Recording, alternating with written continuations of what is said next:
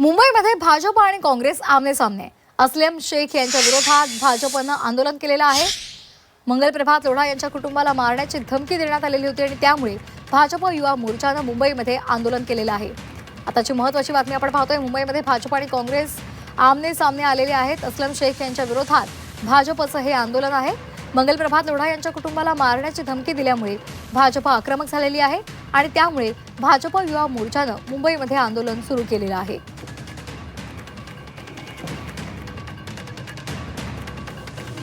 तर मुंबईमध्ये भाजप आणि काँग्रेस आमने-सामने आहे. अस्लम शेख यांच्या विरोधात भाजपकडून आंदोलन केलं जाते. मंगलप्रभात लोढा यांच्या कुटुंबाला मारण्याची धमकी दिल्यावरून भाजपच्या कार्यकर्त्यांनी आक्रमक होत ते रस्त्यावर उतरलेले आहेत. भाजप युवा मोर्चाच्या वतीनं मुंबईमध्ये आंदोलन केलं जाते.